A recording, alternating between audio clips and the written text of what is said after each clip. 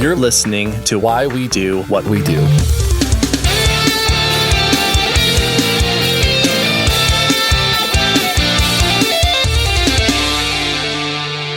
Welcome to Why We Do What We Do Mini. I'm your host, Abraham. And I'm Shane. This is a short form series that we do that comes out on Mondays where we take a topic, do a quick dive on that topic for like 15, maybe 10-ish minutes, and then get out of there. Yeah, and today is one that definitely doesn't need more than 10 or 15 minutes ever. Disagree. It's an easy topic. Everybody understands it. Nobody has anxiety about this thing. Yeah. We are talking about the standard Celeration Chart. Super simple and easy, right? Yeah. This is going to be both, I think, for the hardcore nerds and scientists, but also I'm going to try and get everyone interested in this thing. I mean, not really. What I'm going to do is I'm just going to explain what it is and why we use it. Sure. And most of you are going to hear that and then forget that I ever talked about it, and that's okay. Thanks for being here. Yeah. I mean, maybe there's a plug somewhere in here for the Standard Celeration Society for people to check out at some point in time, but that's a great plug. Yep, going in the links. Perfect. I love it. So, I mean, everybody, I think in our field, if you're a behavior analyst and you're listening, then you know about the blue chart and it maybe stresses you out, but it's actually quite simple when you understand it. Yeah, so let's go ahead and give the setup here, which is that understanding in science, a huge amount of scientific work and scientific discovery and research is communicated using visual depictions that show relationships among data. Graphs. We use a lot of graphs as just sort of the way to say that. Yeah. How we understand what are going on in data. There's a lot of ways to do it, but one way we commonly do it is by using various graphs. Yeah, and there's charts and graphs, like we use pie charts, the J-curve, climate change graphs, scatter plot graphs, and we use tables, which take numerical data and they arrange them along a matrix of one or more dimensions. So we do try to communicate data in a lot of different ways, but typically pictorial images tend to be the most effective. People tend to like pictures, which is why people are on Instagram more than like X or whatever, Indeed. So the selection of a graphical representation in data is important because it's an efficient way to understand a lot of data and their relationship to each other by showing where the data are on some given measure. Like that is like the scale of the graph might be something like percent or frequency, and then where those data fall would be the level. So if you had like a 0 to 100%, if it was at 50%, the data were at 50%, that shows you what the level is of those data on that graph, right? And it shows also that as data are collected, if they're moving in a particular direction along that scale, that would be trend. So if the data go from 50 to 55 to 60, et cetera, you see a general increasing trend versus if it were going down 40, 35, 30, et cetera, you'd see a decreasing trend. And then the last aspect of those data is the relative degree of change across data points, which we usually talk about as being variability, assuming that the change is not directional like a trend, but moves around. Sometimes it's higher, sometimes it's lower. That we call variability. Right. And so if we're looking at a simple XY coordinate plane graph with plotted data points and trend lines, or even simply connecting the dots, what this does is it allows the user to immediately ascertain these values and glean something about the data that are indicated in a way, and I think we can see very clearly on that picture. Like we can see what's going on in a much faster and less effortful way than trying to explain data in a narrative form or laying out data in a sequence and trying to determine levels, trends, and variabilities. That visual depiction is so important. It makes it so much easier to communicate data in such a rapid way. So that's often why we use graphs. They are super helpful and it allows for very rapid interpretation of the data. Yeah, I mean, if you can imagine the amount of time it would take for me to describe what data are doing and what it should mean versus how long it takes you to look at a few data points trending up or down, very different times. One of them is podcast length. The other one is like 1 second or less, right? Where you can, look at it. So it's very efficient. And across many professionals and many fields of study, in science and research or even in clinical practice, they have standardized their data displays because doing so, having a standard way of displaying their data comes with some advantages that a lot of people like. One of them is that it has a very quick interpretation. Now, most people who maybe aren't trained to look at a particular graph, let's just say an EKG, they might not necessarily know what they're looking at, and it would take a while to get used to it. But people who work in that field, who use those data regularly, they're used to looking at EKGs. It's a standardized display. They can look at it and immediately interpret what those data are saying. They know what the scales and the features of the graph are. And it's also easy to analyze patterns in the data by just simply because I understand what is being displayed on that data. If I'm familiar with that graphical display, then I know what to look for. I know what's off or different or what to kind of interpret in that display. Another thing that people like about standardized displays is it prevents obfuscating or misrepresenting data because they're standardized. Like, the graphs cannot be manipulated to emphasize or de-emphasize aspects of the data. They just are what they are. They're on there. Like, you can't change the axes or the values of the axes and make them say something else. They're just going to show whatever they show. And then you sort of have to take the data as they are and not make it look like it's saying something other than what it might be saying.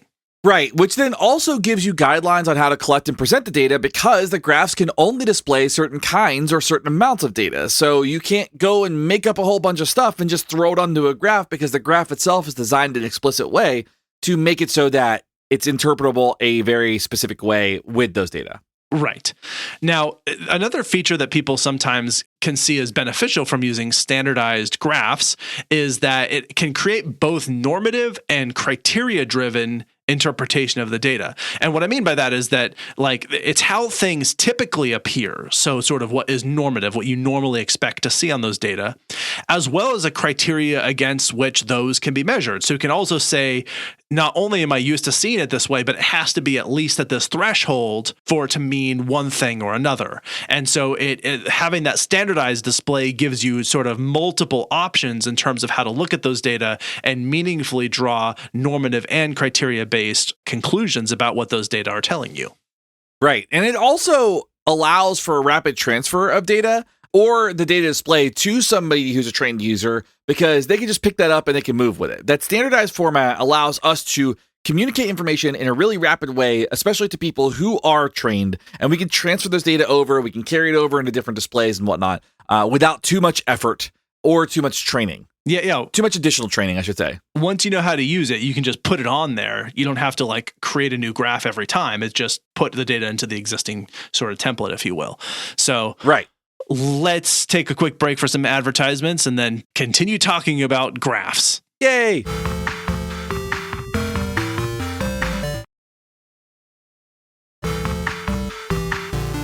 That was maybe one of those instances where people were actually looking forward to the advertisement break because they're like, oh, brain melting. They're like, graphs, why are we talking about data? Yeah. Anyway, I think they're cool. They are cool. In the field of behavior analysis, we use a lot of graphs, and there's really only one tool designed for standardized display. And this is called the standard Celeration Chart, or also sometimes called the standard behavior chart. And the features of this are that it can encompass a range of human activity from as infrequently as once per day, all the way up to as often as 1,000 times per minute. And that sounds like a crazy range that would be impossible to interpret. We'll explain how it works because it's really like that range sounds way more difficult than what it actually looks like. We'll explain that in a moment. But then it also contains up to 140 days worth of data, which means that your graph can cover, you can use the same graph for about 2.5 times per year because it goes for 140 days. Yeah. Or if you're using an online platform, it goes for infinity days. Yeah, which is a lot of fun. So this is called a semi-logarithmic display. And what that means is the y-axis is logarithmic. It's based on tens. And the x-axis is linear. So each data point is a frequency per minute on a typical chart. So like we're looking at frequency per minute, which calculates to rate. Right. So yeah, as I said, like, because that can be, the per minute can be all the way down to 0.00, whatever times per minute is once per day, up to 1,000 times per minute if you are somehow able to do something that quickly. For those of you who have never seen it before, on this chart, all the lines are blue. The reason that they are blue is that color was empirically derived when they tested the colors of different charts that people could use the most quickly and efficiently. Blue was the color. So they just tested all these different colors. Blue was the fastest and easiest. So they went with blue. And so if you ever see it, it's all blue lines on a white background. The contrast is decent. It'd be better if it was black. It'd be more contrasted, but the blue allows for the black dots that are the data points to sort of pop out as well. So that's the reason that I think blue worked. Well, yeah, you got to see the dots when you drop them. Exactly. Drop it like it's dot. Yeah, drop it like it's dot. I love that. See, I know just enough about it to be dangerous, It's really fascinating that scientists argue use and non-use. Right. So supporters of the standard acceleration chart argue that the nature of the graph forces relatively simple symbolism. The idea is that we don't need a lot of interpretation. It's very simple to interpret. Once you use it, once you understand it, you can kind of look at it and go, I know what's going on here. Yeah, you're going to be basically have 2 or maybe 3 different symbols most of the time, and rather than having to orient to a lot of different symbols that overlap and cross each other, the standard practice is that with a standard display, you go with a simple legend for your graph. Another argument that they make, or they argue in support of the use of the standard acceleration chart, is that the logarithmic nature of the y-axis means that the data points are proportional as they change. And what that means is that the emphasis on changes in data, they're most easily observed when they're sort of moving proportional to one another. And sorry, that's probably very unclear. As an example of this, if you go from 5 to 10, right? So we had 5 actions or 5 activities or 5 behaviors to 10, that would be a 100% change. It doubled, right? It went up. Right. It went up by an absolute number of 5. It increased by 5, but proportionally, that is a doubling or a 100% change. And that would be very noticeable in someone's behavior. When parents notice that their kids go from speaking 5 words to 10 words, that is a noticeable increase, right? Right.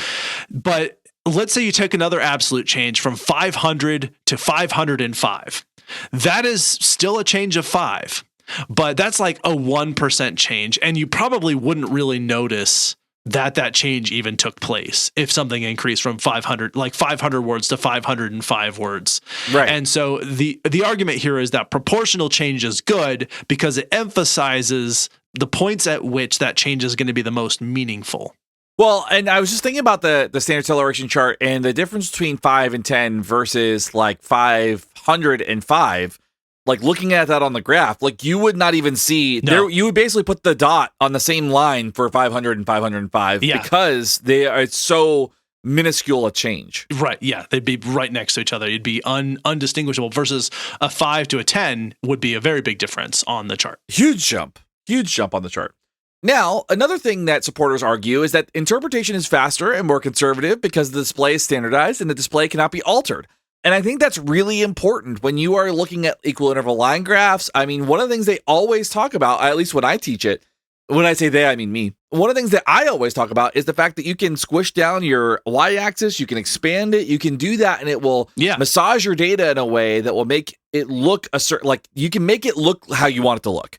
On any other display. You can't do that on a standard acceleration chart because the axes never change. Yeah, they're locked in place. If you had data that went from 80 to 100% and your axis started at 80% and ended at 100%, then the variability in the data points could look gigantic. Right. But if you went from 0 to 100%, then that shrinks the variability because now it only takes up the top 1/5 of the graph as opposed to taking up the entire graph. Right. And so, that stretching and compressing can really affect how you interpret the data. And then one of the other arguments, and there's actually more than what we have listed here, but I think one of the other main arguments that people make in support of the use of the standard acceleration chart is that those trends in the data as it's going up or down, they can be quantified as a rate of change because of the logarithmic scale. And that's actually what they call celeration celeration. The rate of change is celeration, which is where the name standard celeration comes from. And it could go up or down, and that's why it's not acceleration or deceleration. It's just celeration. It's change, right? Because you can then apply a specific number to that. It is a 1.5 or 150% change versus a 200% change versus a 0.5 would be, it went down percent change, times change or whatever. Those are the different ways you can specifically quantify the rate of that change. And so in addition to all the other analysis you'll get just from looking at the data points, having a quantitative value for how quickly things are changing can be very useful too. Yeah, most definitely. On the other side of that, detractors will argue that it's difficult to learn. By the way, it's not. And also, it should be empirically validated for use, even though none of the other graphical displays that we use are empirically validated for use the same way. So they're expecting a higher standard to use this thing for arguably a more accurate data display without holding our other data displays to the same standards. Yeah, that's basically it. Those are the arguments that I've found is people don't want to use it because there's a lot of lines and it's hard to learn. And I'm like, I've taught kids how to use it, but okay. Anyway, point being, it's not as bad as it appears. If you are interested in learning more about the standard Celeration chart, you can go to celeration.org. There's a whole bunch of resources there. And you can see what it is I'm talking about. You can also Google that and you'll see a picture of it.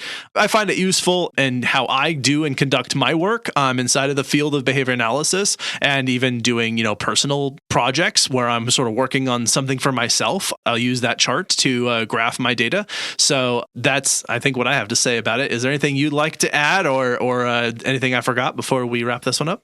Yeah, I mean, I think this is one of those things where I think the reason it's scary is because it's not commonly used. Yeah. And it's that thing that is like, it's unfamiliar. But like the truth is that when you understand the nuts and bolts of it, it is one of the easiest charts to use. And I think at the end of the day, if we are going to do data, and I remember, I'll never forget, I believe I heard a lecture from Dr. Kim Behrens say something like, unless you're doing a standard Celeration chart, you're only doing data display. The only data analysis that you do is standard Celeration charts. Like everything else is a data display. Obviously, that was like kind of like a quick bullet point. That's a soundbite. She gets more into it and explains a little bit. That's not that aggressive. That stuck with me. As somebody who spends a lot of time looking at data, it's like, no, I want to do data analysis. So I want to spend time actually doing the analysis of part of this. I don't want to just look at a graph and go, it's going up or something like that. I want to do more. And that was really insightful. That was kind of a good motivator for me to learn more about the standard Celeration chart and spend some time on that. And as I said, there's some online platforms now that make it pretty easy where you really don't have to know a lot about how to get the graphs or get the data depicted on the graph, and it'll quantify all that information for you. So I think the barrier to entry has never been lower. So if you're interested, go out and learn more. It's a pretty useful tool for me, at least. And I think we're running long on this mini, so we should probably call it there. Yeah. So thank you all for joining us. Go check out more about this, but I think that's it. So this is Abraham. And it's Shane. Why We Do What We Do mini is out. Bye. You've been listening to Why We Do What We Do. You can learn more about this and other episodes by going to www.wwdpodcast.com. Thanks for listening, and we hope you have an awesome day.